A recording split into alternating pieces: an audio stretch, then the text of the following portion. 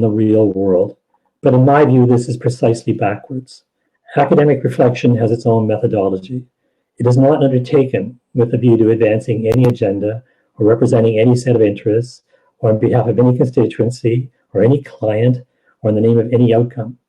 This means that such inquiry has the invaluable advantage of being free of economic, political, social, and ideological constraints, both formal and informal. As Wittgenstein put it, ambition is the death of thought. Some object that this means that the academic mode of existence is one divorced from the real world, but to my mind, and especially in the world as we find it now, the opposite seems closer to the mark.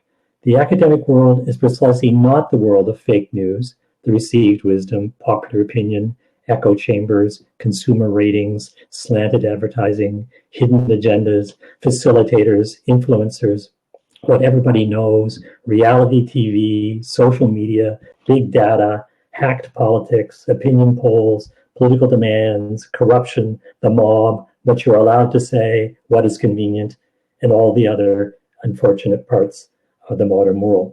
The academic mission is rather to try and see and understand our world free from such external fetters, distractions, illusions, and constraints. On this view, there are no guarantees, but there are also no boundaries.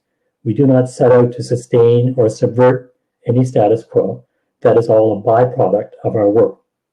But we defend our results no matter where they take us. That is a very wonderful freedom and privilege which others, including a lot of our friends in the labor law world, do not share. It is also a very large responsibility.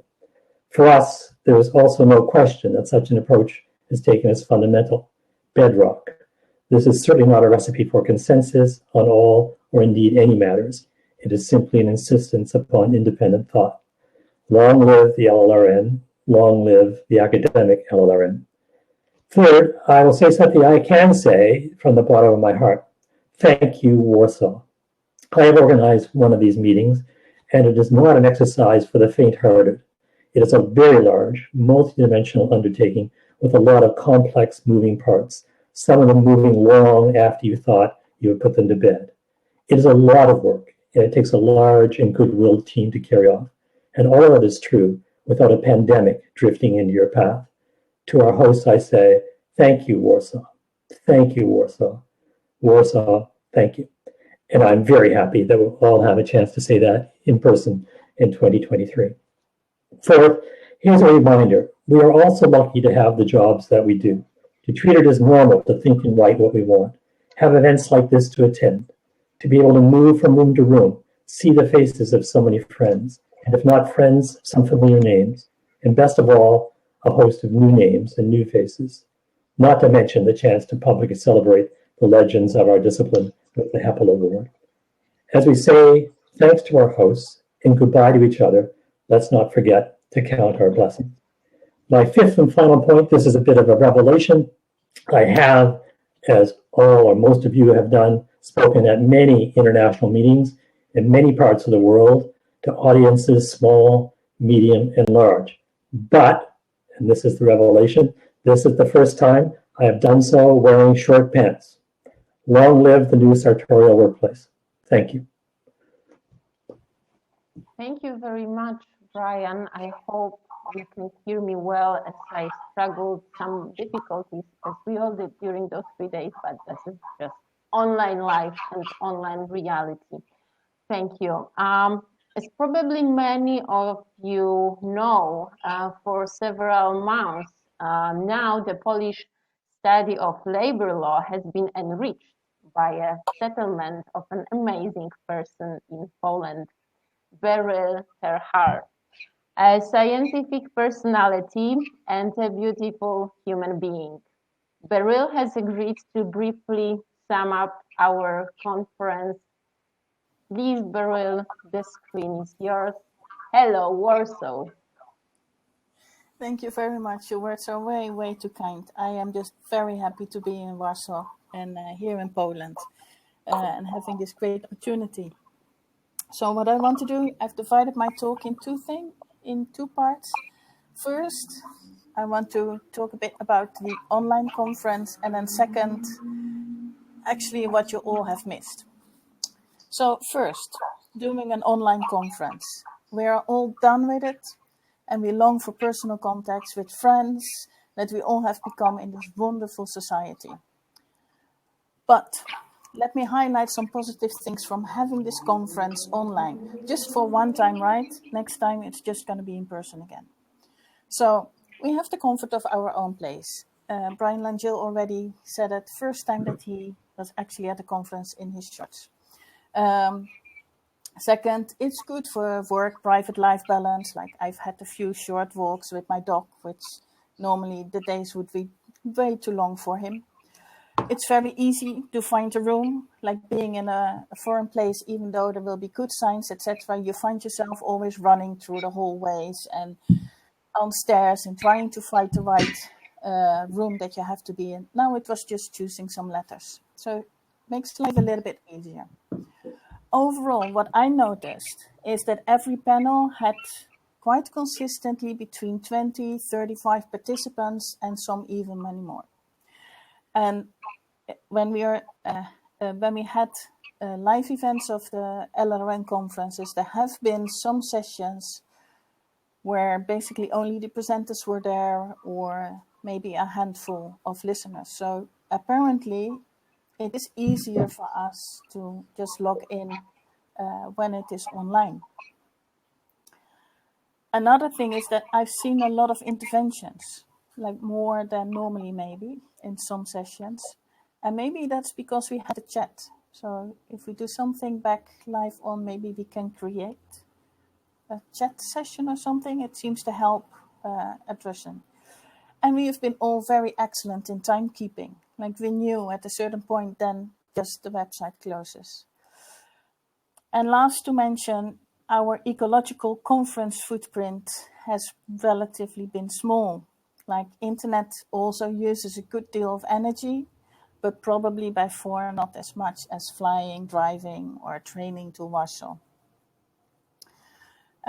So many thanks and congratulations to the Polish team that made this possible. And I've witnessed your struggles from nearby, and I think this was just a great success. And yeah, thank you very much for making this possible.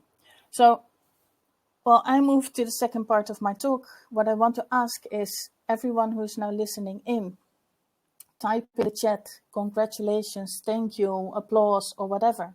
Because what I remember when I organized it in Amsterdam, one of the overwhelming and rewarding things was getting an applause from everyone and just seeing everyone. So to give the feeling a little bit of being there, please type something in the chat to show our thanks, especially because we can actually not see you, only see some names and numbers. So I think it will be nice to see this pop up in the chat.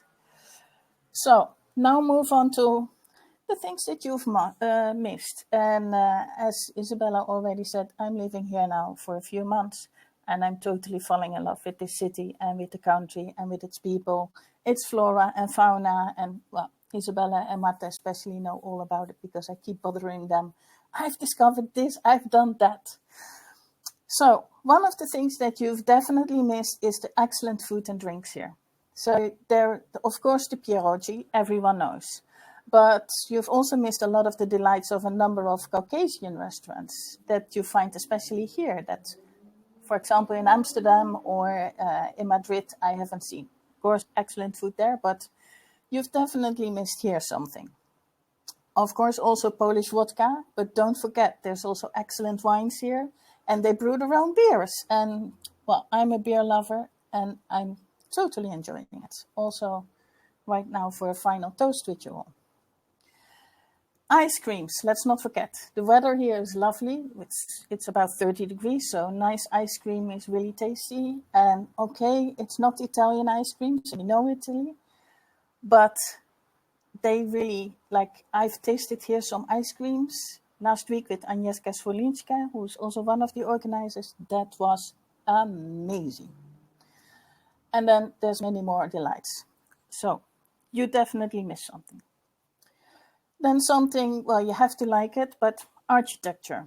Warsaw is a very, very versatile city. And it has a rebuilt old city center. where you can see the old style of Warsaw, where it's also actually the law faculty located. At the same time, it's also a new city, a very modern city with modern buildings, and that is sometimes referred to as the Manhattan of Warsaw because it is full with skyscrapers and like a really vibrant business heart of the city. And then, of course, also some socialist buildings. So you feel history here when you're here, and that's just a wonderful thing. Then another thing is, which I find amazing, is parks. And they are good for walks, and especially during a conference, you need to stretch your legs, you want to continue a talk or a discussion. Warsaw has all the opportunities for that. And in the evening, there's a lot of cultural activities, or you can just hang out, have some drinks, etc. And especially with this beautiful weather here, it's perfect. Then there's also an excellent nightlife. And I live in the middle of the city, so I experience it almost every night. And it's not a complaint, I actually enjoy it. It's very lively, especially now that there's less restrictions on it. But that's definitely also very inviting to continue discussions, but definitely also to make new friendships. And then last, but above all, meeting the wonderful team of Polish colleagues in person that organized this conference, and just thank them for real. So I hope that this is a little teaser, or not a little teaser, a real teaser, to come back here in 2 years and like really be here with all of us in Warsaw. See you in 2023. And thank you, my dear colleagues, for organizing this. Thank you very much, Beryl, for such a moving, not to say heartbreaking almost, portrayal, and very positive portrayal of not only the conference itself, but Poland. We couldn't imagine probably better summary and a better advertisement of the future conference that will take place soon.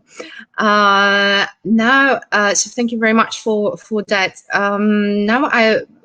In Poland, we have the saying, prawdziwych przyjaciół poznaje się w biedzie, which in English would be a friend in need is a friend indeed.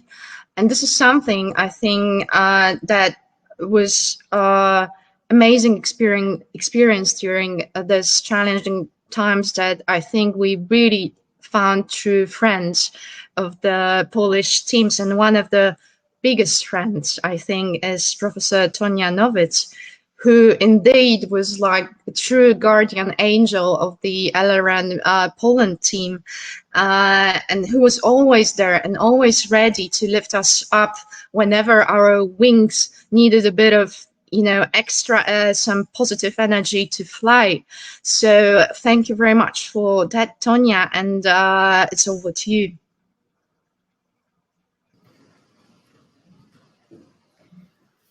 Thank you so much, Marta. I think if anybody has been buoyant, it is the Polish organizing team. You have just been amazing. So this is just a few words from me, but I did want to say what a wonderful 3 days this has been. There's been such kind of tough, critical attention to problems. There's been playful engagement with ideas, really lively debates around labor law norms, values, methodologies, not to mention migration, artificial intelligence, other technologies, health and safety, environmental issues, and those arising in transitional economies. I wanted to respond to Brian, and I completely agree, Brian, that what we need is independent thought.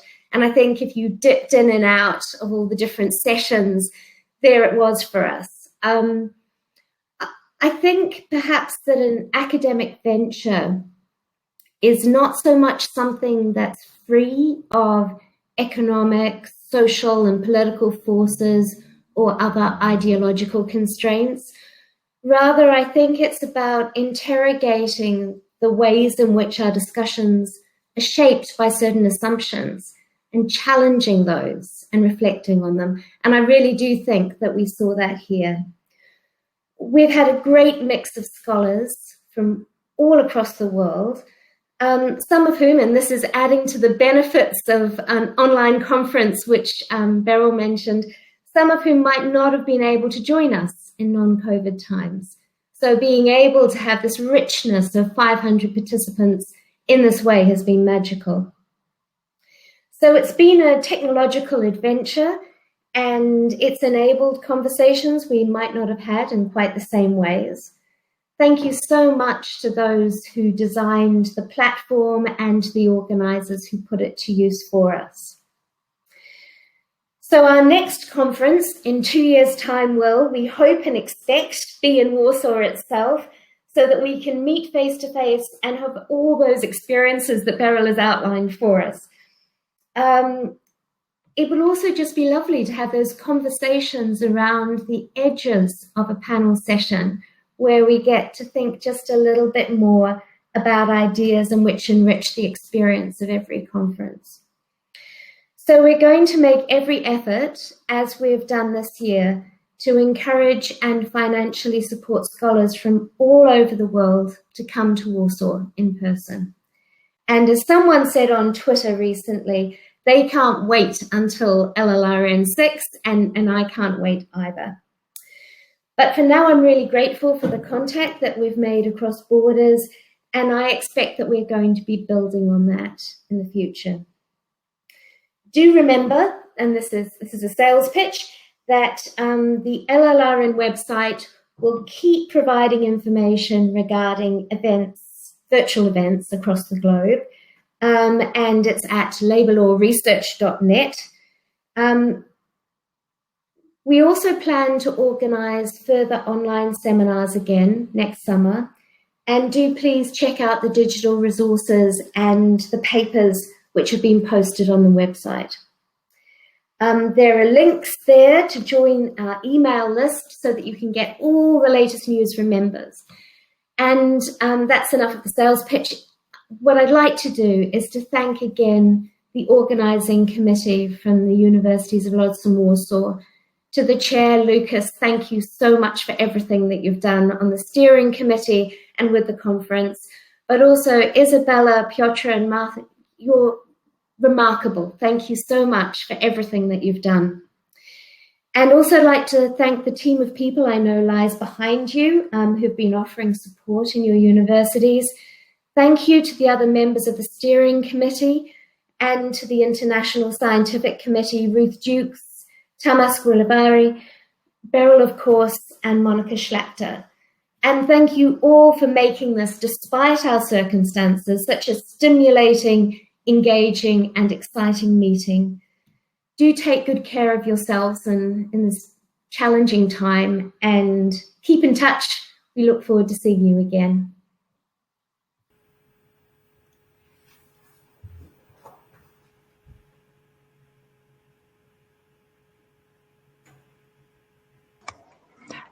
Thank you very much, Tonia. I would like to pass the screen now to, last but not least, Chair of the Polish local team, Professor Łukasz Pisarczuk. Łukasz, the screen is yours. Thank you very much. Can you hear me? Yes, everything is fine. Great. Once again, good evening, ladies and gentlemen, dear colleagues and friends. Once again, please let me express our joy, our pride to have this great opportunity to organize the 5th Labour Law Research Network Conference. I think that despite very special circumstances, the conference has constituted, as before, a space for a free scientific discussion and exchange of views, which was particularly important, especially nowadays, from the global perspective, but also from our local Polish perspective. I'm really convinced that the conference and its results will contribute to the development of our research. We would like to thank all participants for your confidence, for deciding to take part in this conference, despite all those strange and demanding circumstances, as well as for your active and constructive participation.